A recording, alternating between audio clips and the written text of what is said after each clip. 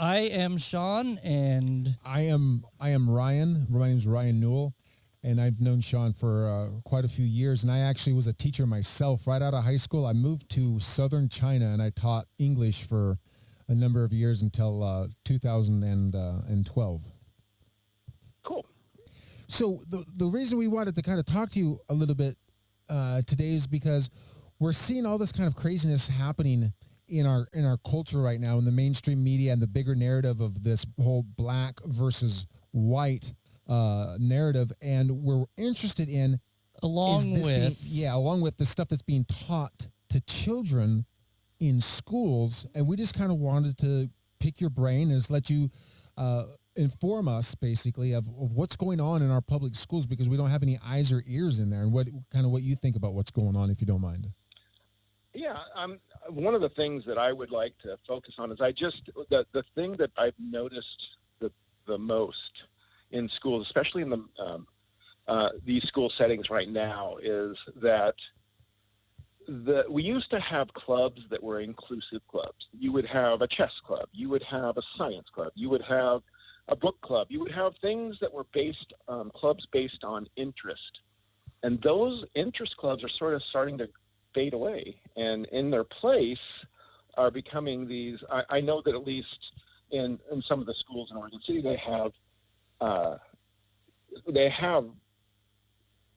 it's basically segregated. They have segregated clubs, and it's very uncomfortable for anybody to go into those. In fact, I don't think it's even encouraged for the counselors have said things like they're if you're not Black, for instance, you can't be in the Black Student Union. If you're not Latino or Latinx, you can't be in the Latinx group. And I questioned those things, and other teachers are questioning those things, but the counselors are telling us one thing, but then saying that maybe they are all inclusive, but it doesn't sound like they're making it very inclusive.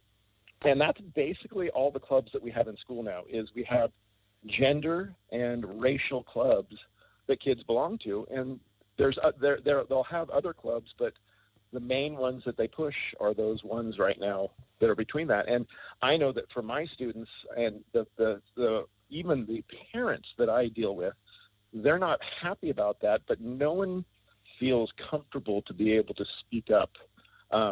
Individuals don't feel like they can speak up. Teachers don't feel like they can speak up. I know there's a lot of teachers that feel the way that I do, but they're afraid to say anything because they're going to get once you get labeled with something, right, you'll get fired, right, or things will happen. And even if that is not the case, the perception of what's been going on in the world, the perception is that's what's going to happen, is that when you speak up, you're going to be demonized, you're going to be chastised, you're going to have people coming after you. And that's the reason we're starting this show. Now, let me ask, are these clubs, now before you said that they were interest-based, chess club, reading club, those seem to be interest-based on educational themes. Now that you've kind of gone into these racial themes, seems to me that is depriving these children of any extracurricular activity and any extra education that they might have gotten a benefit from those clubs in the first place. And it seems like it's sowing. Now, I want to know, have you noticed a difference? Has it sown division within the students themselves because of this? Yes. I know of, again, Black History Month is recognized in all school districts. We recognize it just like any other school district does.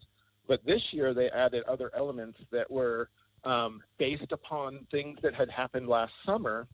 And we have a strong community of police officer families that live in our neighborhood up here because they live on the outskirts of Portland, not in Portland. And there was conflict between those families, the kids of those families that are made to feel a certain way.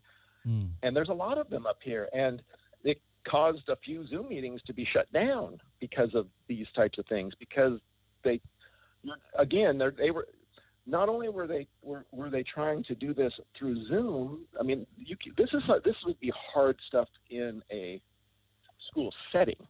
Right. Imagine trying to do this over a Zoom call and try to manage these kids, because once they're on a Zoom call, it's kind of like they're anonymous, but they're not, because they feel braver because they're not there. And so things were said that could inflame the situation rather than resolve the situation. Do you think that attitude that the kids have, where they seem to like to inflame the tension, does that seem like a natural thing that kids would just have a natural propensity to do? Because I know I was kind of that way. Or is this something that is now being looked at as the cool kids do that, or this is somebody who's brave for saying these types of things? I don't know. What I do know is that most of my students and most of my families don't like it, because all it does is divide. It was like, it was almost, in the schools, it was almost like we were blindsided by wokeism or something. It just, I mean, it happened so quickly that all of a sudden this stuff is out and then stuff is coming in. And I'm going to tell you that the pandemic accelerated a lot of this stuff because they thought that they could do it. Unfortunately, and but there's a blessing to this, because a lot of parents finally got to hear some of the things going on in their school, and that can open up some eyes. That's what we want to focus on, is how, now that we know and we can all agree that this is a massive problem, and it's probably going to destroy the minds of our children who are going to grow up to become the future leaders of this country. It's going to destroy our country. Is